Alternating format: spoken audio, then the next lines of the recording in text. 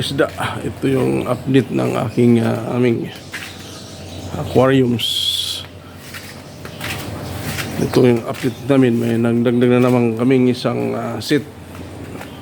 Isang seat ng aquarium 6 pieces na aquarium na 3 feet yung haba. Yan. Ito yung bagong lang 3 feet. By 1.5 feet yung lapad. Yan. Ito, meron akong ibibreed ngayon na golden gourami. Yan, ito yung bagong seat namin.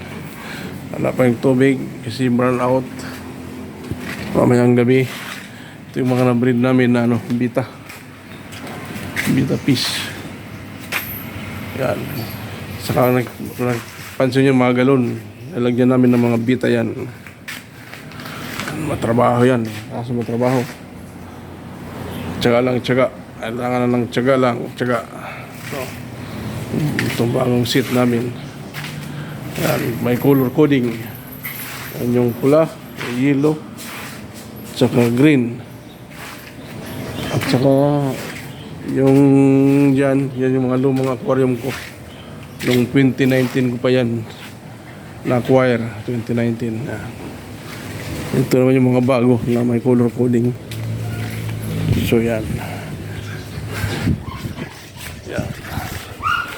Yan yung setup ko ngayon. Tapos baka sa sunod o next year lalagay din ako dito ng isang row na aquarium. Isang row. Bali maging double siya. Saka dito isang row. So maging double row siya. So yan guys. Ito pa yung isang stand ko ng aquarium. Lalagay ko ng malaking aquarium dyan. Malaking aquarium. Wala pang sahig. Saka ito rin dating stand na repair ko ngayon. Pataas ko yun, pinailibit ko at pinturahan. Yan. Yan guys. Yan yung mga habis. Tiyaga lang, tiyaga. Actually, libangan ko lang to. Libangan lang. Kasi boring pag walang libangan. Lalo ngayong run out. Walang libangan. So, thank you guys for watching and support for my video. Bye-bye.